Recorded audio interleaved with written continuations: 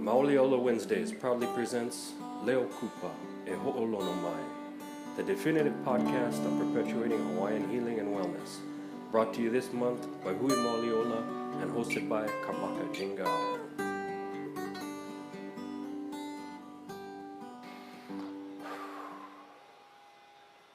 E kia kua mauna loa la I la lo ke kai na uma kua ya ka hina alo I ka hikina I ko mohan na kupu na mahalo piha e ho mai kai ka man kyo mania o ko Mania maho a mama ua noa e ho o mana noe. Hello, my kako. Welcome to the first podcast from us at Hui Mauli Ola. The mission of Hui Mauli Ola is empowering of people through healing by perpetuating Hawaiian health and wellness. Once a month, we host Mauli Ola Wednesdays, where we bring in guest speakers and renowned practitioners to share their manawa and ike kupuna. Mauli Ola Wednesdays are free to the public and held every fourth Wednesdays at Papahana Kua'ola, located in the Ahupua of Heia and the Ili of Waipau. Papahana Kua'ola is a Malama'aina-based learning organization that is connecting the area's past with a sustainable future. Go check them out, Papahana Kua'ola. For more information on Mauli Ola Wednesdays, please go to our website, huimauliola.org. This year's Mauli Ola Wednesdays series is centered around the restoration of mana and maintaining pono. With our busy schedules out there these days, how can we continue to be of service and still be restored of mana and maintain pono in our lives? Our past two guests were Earl Kava'a and his conversation on mana, and the Reverend Dr. Malcolm Na'ea Chan and the importance of pule. This month we welcome, sharing on ho'omai mai and cleansing, Kapono Souza. Ooh, aloha mai kako. To our listeners, mahalo kamaka. Born Kapuaiho'oleiiaikapono Aluli Souza and raised in Hawai'i on the island of Oahu, Kapono comes from a long, well-known line of gifted practitioners in music, arts, and healing. At a very early age, his tutuahine on his maternal side, Irmgard Kiali'i Wahine Aloha Noho Kaha Puamana Farden, recognized his talent for massage and shared with him our traditional arts of healing called Lomi Lomi. For many Hawaiian families, traditional knowledge and cultural practices were passed down through family lines. To ensure continuality, it was not uncommon to have an eligible family member be given the kuleana to perpetuate the practice of their ancestors to benefit the next generation. Today, Kapono continues to represent the current genealogical line of his ohana and shares some of our traditional ike to a new generation of students. With over 20 years of experience as a practitioner and professional therapist, he is among some of the most innovative martial body workers today in Hawaii. Wednesday, May 25th, Mauli Ola Wednesdays is honored to welcome Kapono at Papahana Kua'ola. And today, we are fortunate to welcome here in the Hale in Kailua for a broadcast preview of what's to come. Aloha, Brother Kapono. How's it, kamaka? Aloha. Thanks for having me. Really appreciate it. Mahalo to all those out there listening. Really grateful to be a part of the first official Mauli Ola Wednesdays podcast. It's our inaugural podcast. So mahalo, thank you. Really appreciate it. Right on, Kapono. Thank you for joining us here today. Okay. I know you have a lot of experience, over 20 years of experience, but take us back, to the beginning, growing up on Oahu, what was it like growing up back in those days? Okay. That's a lot to share, but I think what I'll do is just throw a couple memories out there about those things that kind of influenced me at a young age and kind of shaped me for who I am today. I think one of my early memories that really stood out, I had a distinct memory, maybe about 4 or 5 years old. I used to have this invisible friend. I think maybe a lot of us at some point had this friend that we would always talk to. And for me, that friend was very, very much real. And we used to have long conversations. And he was my favorite, best companion. I learned a lot. I remember being in my dad's van one day and him telling me, like, I'll always be there when you need me. All you have to do is call me. And that kind of made it real for me because I realized, like, I was the only one who saw this person. I would tell my mother, and she would always support. I mean, you'd be scared to kind of say, hey, I have a friend. He's not here, but we're hanging out. And my mother supporting that and empowering me to continue to have that type of relationship kind of opened the door for me to become a little more intimate with that which we don't necessarily see every day, but yet it's there and present if you just take a minute to pause and ask. And that kind of, set the framework for me. I had other guardians. I grew up in Kailua and Waimanalo. There was a period in my 9, 10, 11, 12-year-old stage when I was still developing, of course, but I remember walking down, we lived at the end of Waimanalo just before Makai Pier where Korea Ranch is. And underneath the road between Korea Ranch and across the street, we lived in a house. My parents were the caretakers of the estate there, but it was on the beach, right? And underneath the road, there's a storm drain. I used to go across that all the time and go chase the peacocks. And I'd come across and I'd go down the beach and I'd go find the caves and I'd go sit in the caves and I'd sit and I guess that was my first meditation. I would sit in the cave and I would sit and smell and inhale the ocean and, the smells, the sounds, how the waves would amplify the sound in the cave and knowing it was only me there. Those are the types of experiences that kind of shaped me.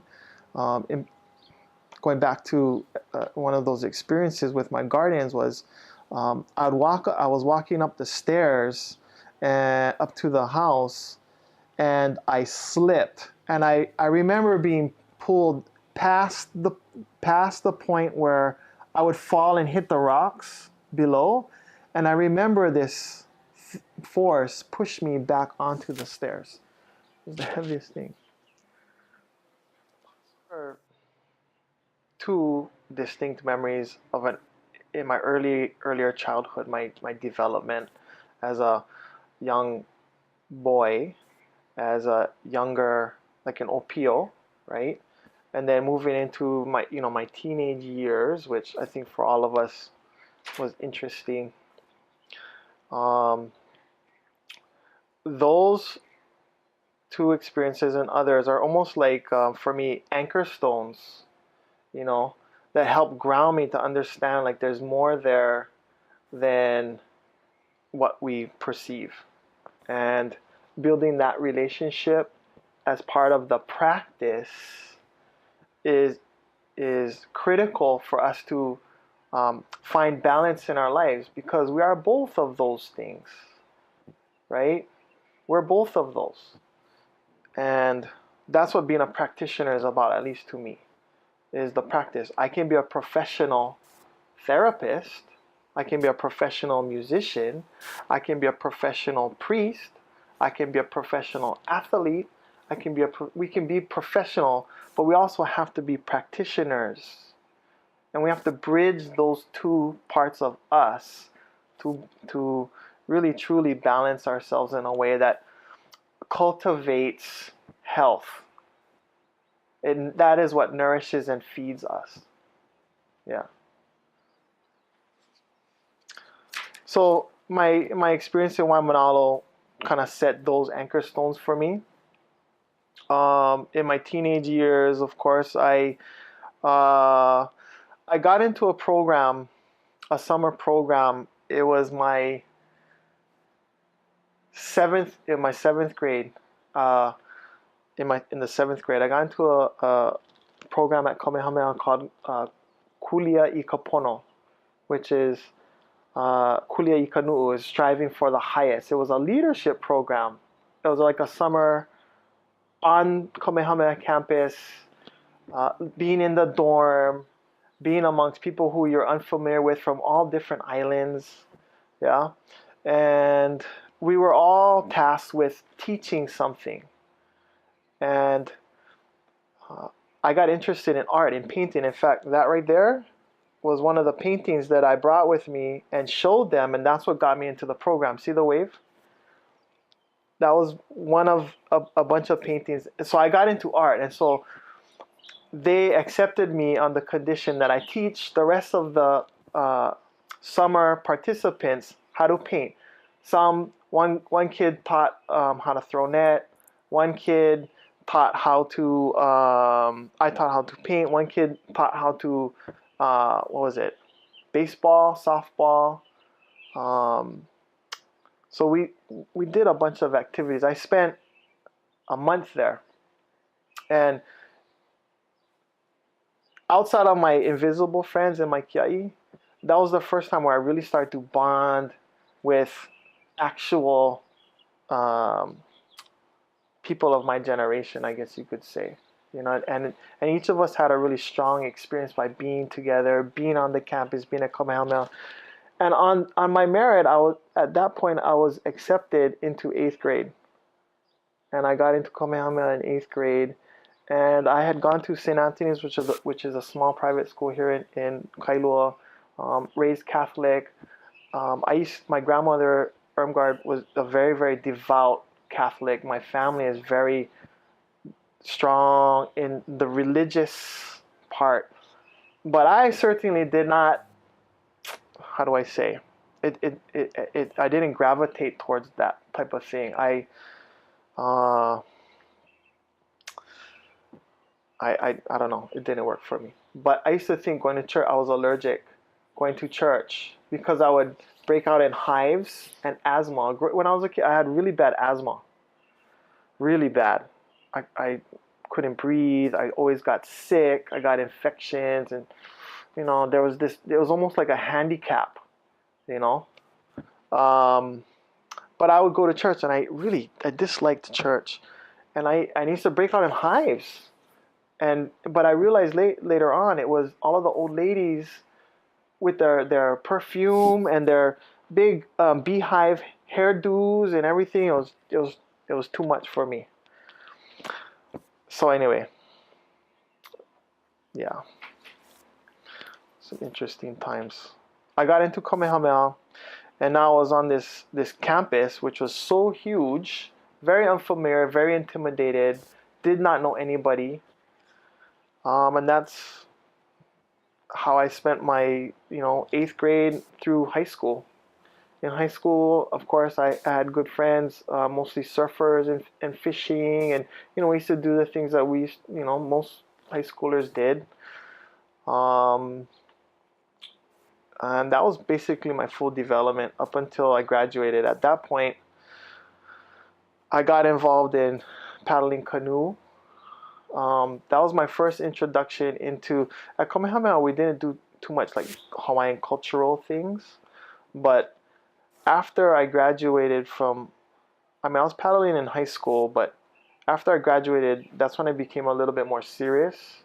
And that for me was kind of the door into Hawaiian culture outside of music, which my family was well known and famous for, because I learned early on I'm not a very good musician. I really didn't have the passion or desire for it. And I didn't know why. It just, that wasn't part of who I was at that time. But I did get into canoe paddling.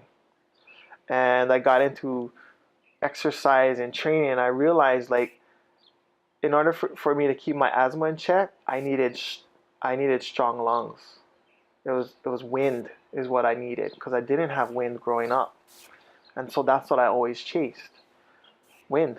And from that point, canoe, then sailing canoe, and eventually hooking up with my cousin and some friends and being involved in voyaging. Um, so that was my door into culture. But all along that way, from my early childhood to today, the the the thread that connected all of these things was what we call Lomi now. Pursuing Ho'ola, basically, was the pursuit of being healthy, being vibrant, being robust, being strong, having good mana, good energy, projecting energy, in a very positive way as opposed to a negative way. Um, so adapting my lifestyle to include that. Yeah. Who was the inspiration along the way for that? A lot of a lot of people, and more importantly, a lot of experiences. It's kind of these well-rounded string of events that, when put together, that is the influence, right? It's a summary of this bubble of experience that kind of helps mold. Yeah. So when did you start studying Lomi Lomi in particular? Um, very organically. Again, I was always very, very sick. I was always very sick, and my lungs were always a problem. So I felt very weak. Yeah. And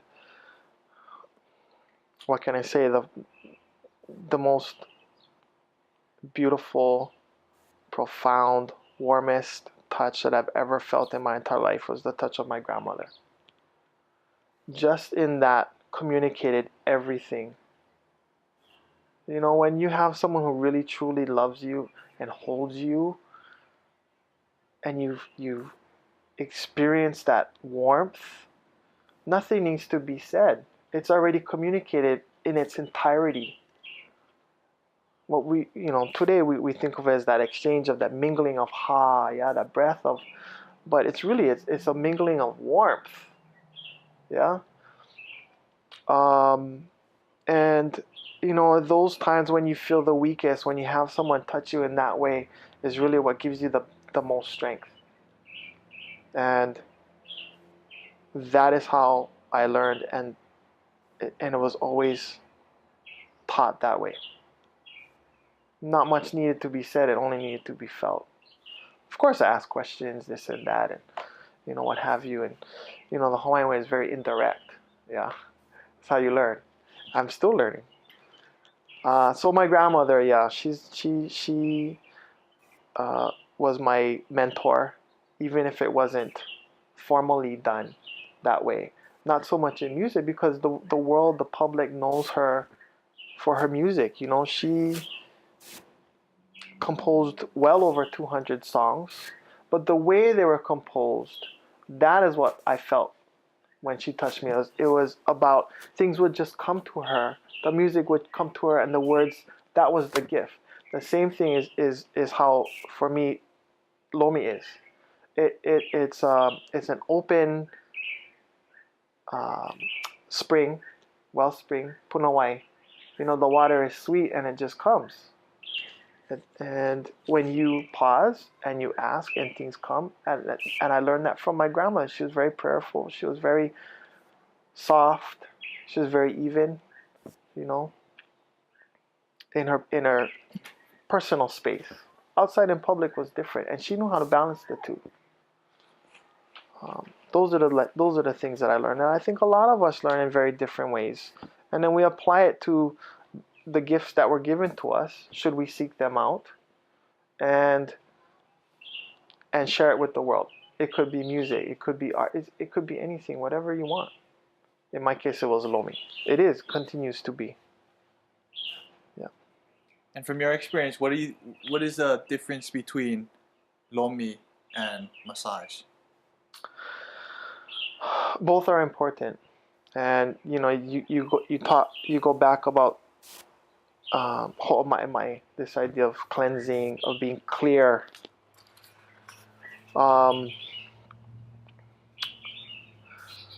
You know, Lomi is one aspect of our healing system. It's an art and a science. So one would say Lomi is the art, whereas massage might be the science. And this idea of balancing and being clear is, again, balancing the two. Like I recognize and acknowledge, like, it's important to understand the physical things that go into touching a body, manipulating a body, because you are physically contacting somebody else. But on the other side of it, as a practitioner, you also are recognizing and honoring the space around you, inside of you, above you, below you. Yeah, your ancestors, your kupuna, your aumakua, you know, it's the space in which you occupy, right? And by honoring, again, the environment and developing the intimacy, that's where you kind of pass over that threshold from being something very mechanical and impersonal to something profound and sacred. Like, you're separating the ordinary from the sacred. And when our intention is clear, that's what is the dividing line. So it's important to practice both. Yeah. You know, a lot of us say, you know, today it's get educated, get a degree, right? Get all of your mechanics together, your tangibles. And then when you graduate from that, you know, go apply it to your art, your craft, and make it beautiful, right? That's the two pieces. Yeah. And I know in your Lomi practice, Ho'omaemae is important. You know, I know you cleanse the body before. Yeah. So in creating that space, you know, for someone to feel comfortable, to feel safe, to feel that, to be able to get to that place of ho'ola. You know, if someone's coming to you ma'i, you know, what does that space look like or feel like? Okay. I know the warmth of, you know, like your grandma, you know, that warmth that she shared with you.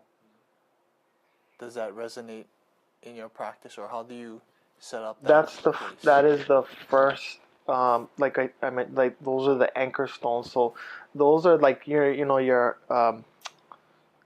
niho, right? Your cornerstones on your ahu.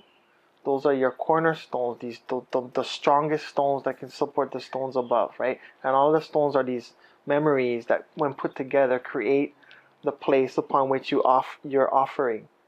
So that's the imagery and the intention, and that I put into place before you engage with another. Right? Because really what you're doing is you're engaging not just with the body, but the akua in the body.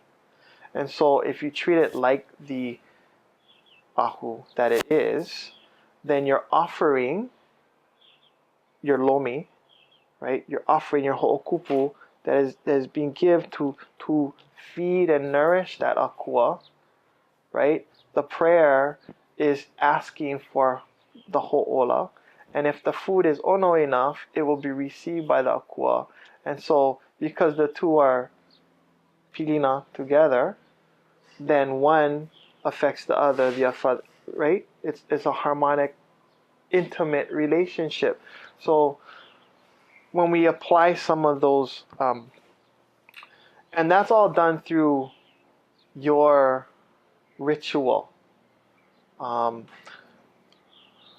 That's done through your rituals. When you ritualize something in your way, you are amplifying the space. You are generating mana, and that's what the person, whether they know it or not, their akua inside them is looking for, right?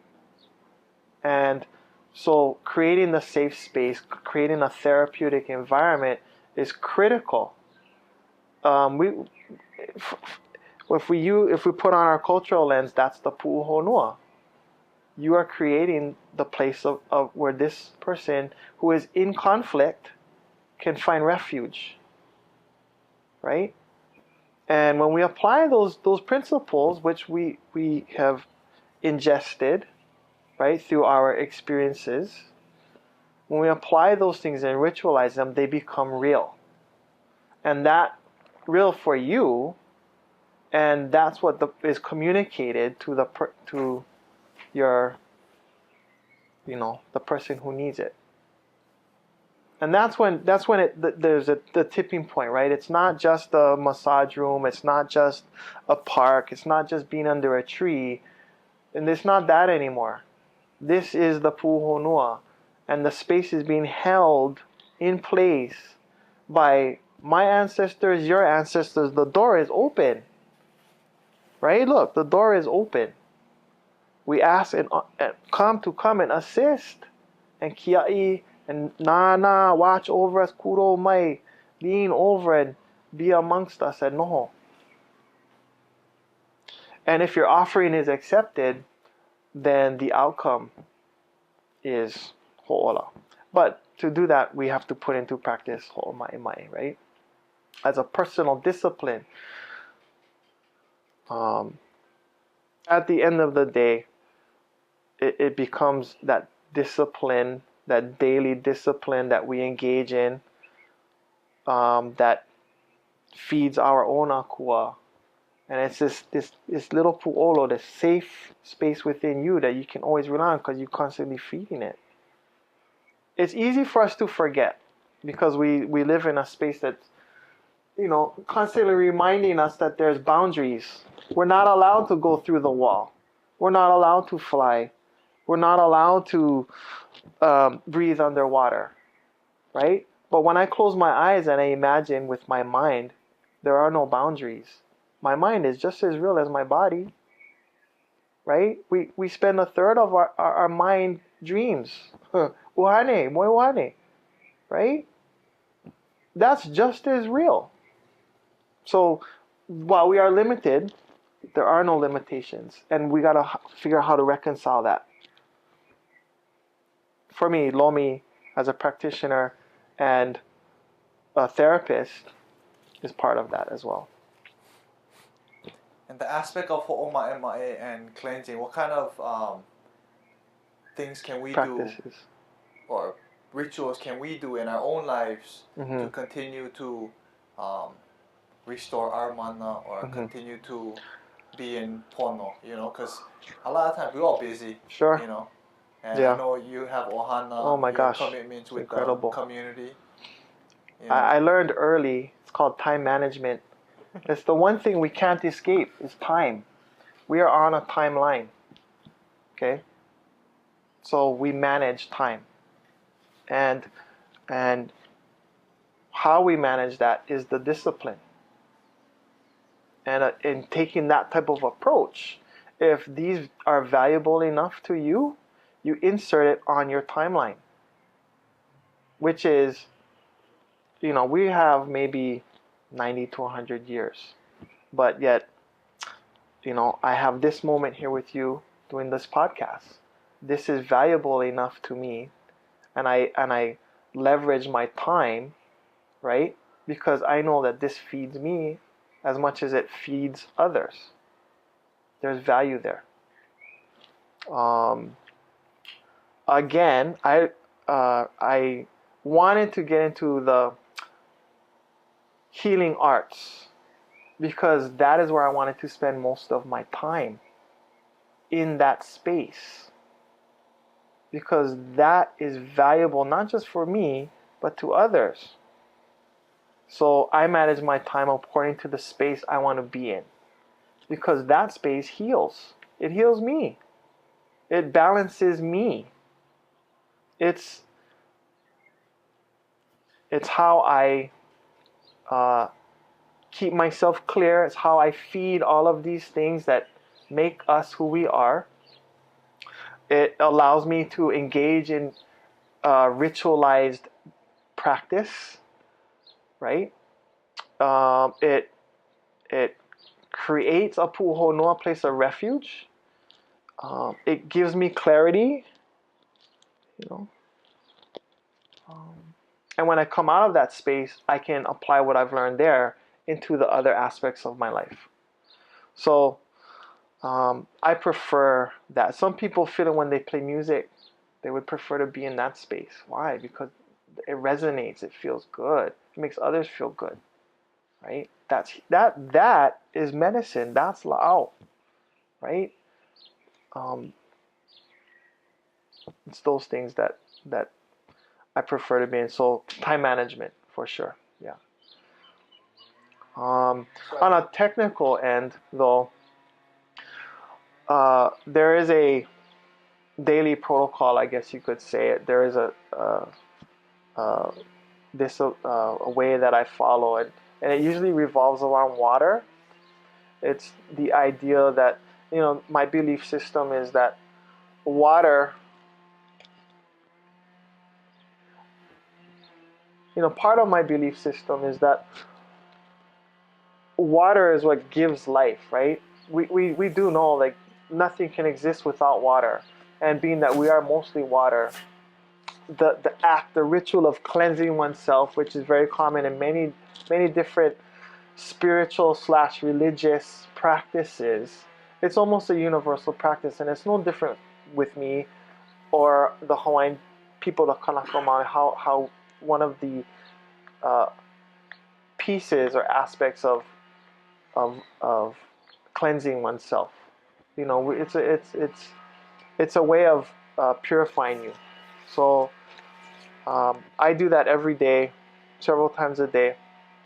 I'll always cleanse my po'o, my shoulders, my throat, so my voice is clear and true. I cleanse my po'ohiwi and my hips, because those are my corner posts. I cleanse my opu. I especially cleanse my feet, especially if we're touching people.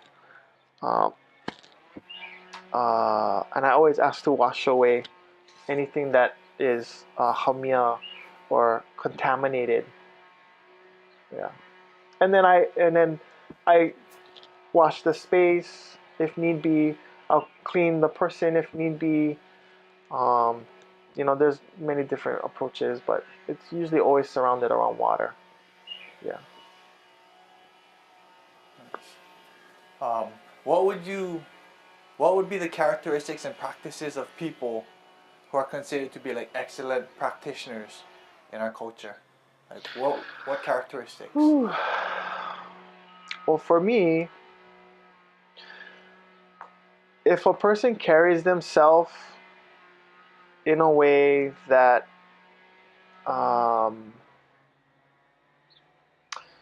is kind, if a person is kind, is inclusive, that's an important benchmark for me.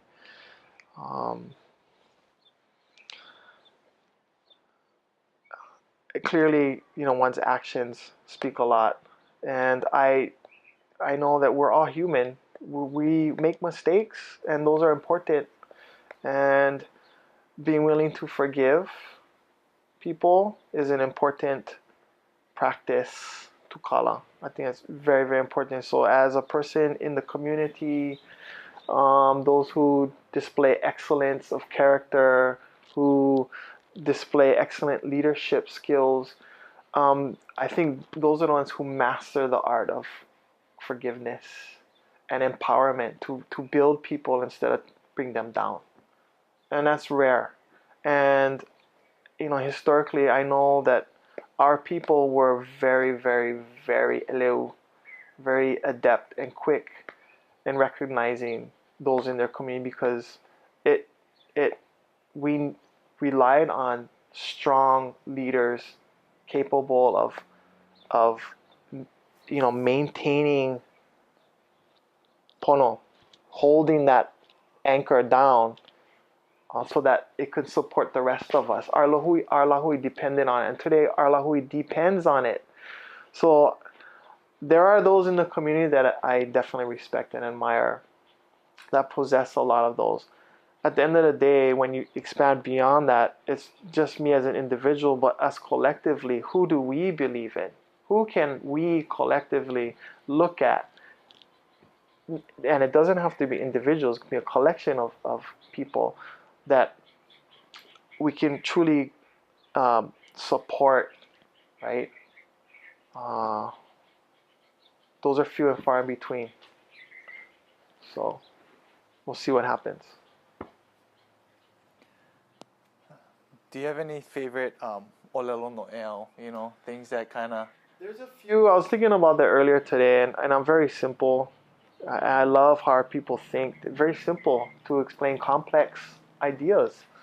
But I like o ke kahua mamua, mahope ke kukulu, right? So building a foundation first, and then build the hale.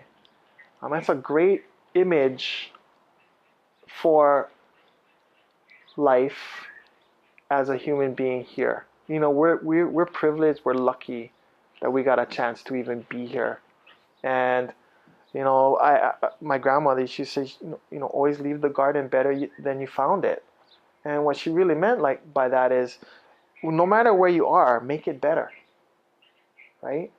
And that can only happen when you're very stout, grounded, square and plumb with your aina, your akua, you as a human being, the people you surround yourself with. When all of those things are in play and they're well built, your hale, your house, can bear anything. Yeah? Yeah, okay, you might miss a few lashes here and there, but that's the process. It's to learn, okay, I can relash, I can make it stronger. There's room for that. Yeah.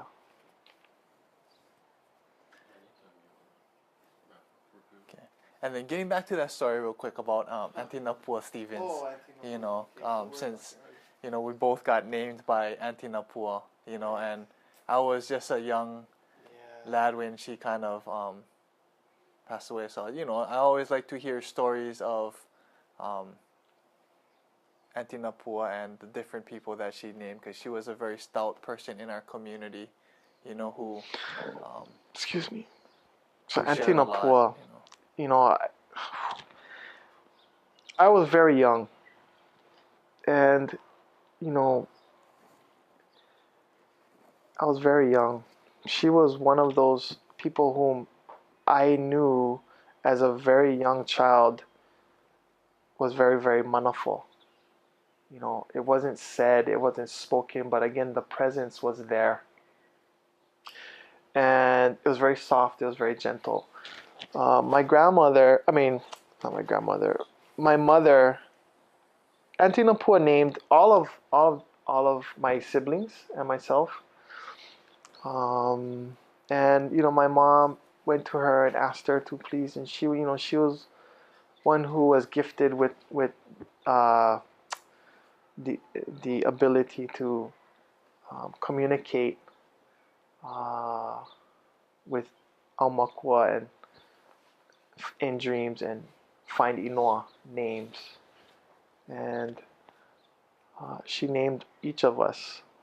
But I distinctly remember one night, I spoke about it earlier, I was always really, really sick, and my mother took me to see her one night. I must have been about, I don't know, 5 or 6 years old. And it was at night, I remember. I remember my mother taking me into her house, and it was dark. Maybe there was a small light on. It was low, and on the TV there was it looked like something on Egypt. I think it was National Geographic, and I remember seeing her face in that light. You know, the light of the TV and the light of the lamp, and it being dark, and there are books everywhere and manuscripts, and an old wooden chair, and everything was very quiet, you know. And I remember seeing her, and she just had this amazing look, a very wise, calm look, and her hair being pulled back in a silver gray bun, very tightly and neatly, and her shape being very strong and square, you know. And my mother took me there because according to her, my opu wasn't working, and I laid on this bed. It was a little twin bed, and it was like a pune. It was an old koa bed, like a twin bed, and I laid on it, and she had this material. I think it was like maybe a pareo or something, and she had a stone, and she put the stone on my belly, and then she wrapped my opu, and I laid there. I don't know how long it was. Maybe, I don't know, half an hour. Could have been an hour. I don't know if she prayed over me. It certainly felt like, I don't remember, but it certainly felt like just that experience was very, very profound. After that, I do know, like, I never did have a sore stomach. I never had, any problems. I still had asthma and lung issues and stuff. And but I do remember her as, and I associate her in a very strong way as someone who really had my best intentions at heart, and she possessed mana. At the time, of course, I didn't know what that was, but I certainly felt it. And between her and my grandmother, those are the two, and I associate very closely with female energy in that way because of that. I had my father's on my father's side, my Portuguese side, my grandmother on my tutu on that side. She was another one. When she passed away, and even every once in a while she'll pop in and we'll have conversations. And that's another thing. When people holla and stuff, there's this mourning period and stuff, but it doesn't mean you can't stop having a relationship, right? It's almost like, okay, so now we can forget. No, that's not the point. The point is to remember, right? And to honor. That's how their mana gets thrust forward into the future, right? So we should continue to have conversations. So my tutu on my father's side, her and I, she used to be the one I used to call to, and she would occasionally, she still comes to me. I should reach out more, actually.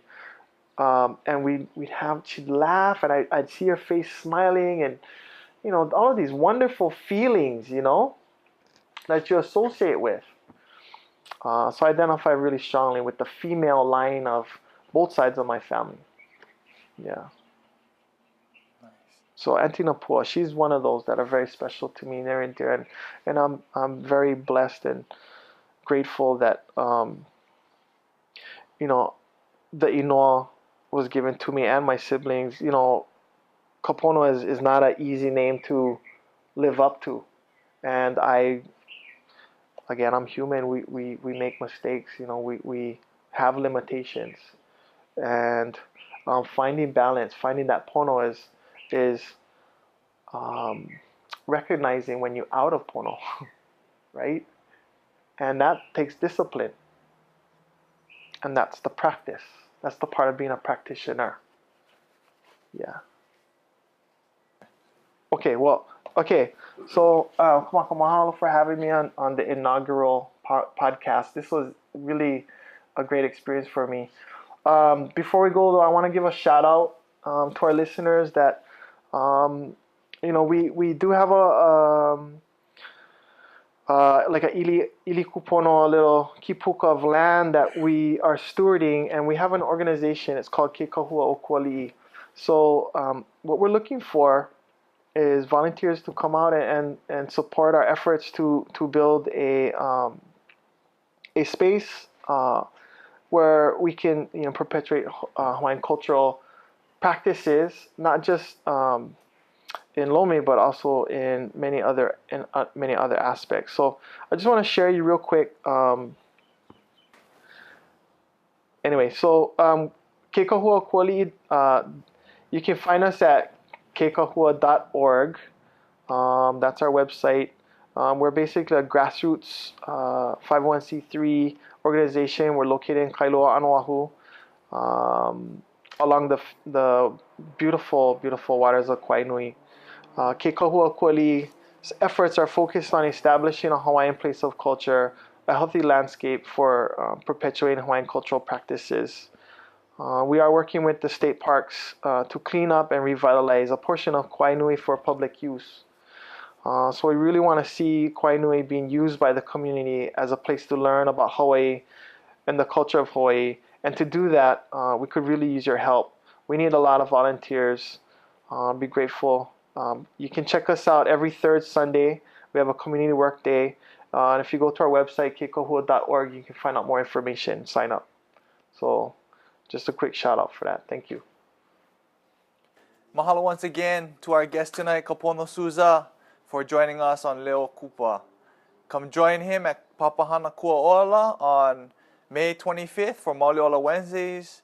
Mahalo to all our listeners, and please subscribe to our mailing list at huimauli'ola.org, where you can get up-to-the-moment information, Hui Mauli Ola events, practitioners in your area, and of course, Mauli Ola merch, like the Kialo Kamahina, our Hawaiian moon calendar.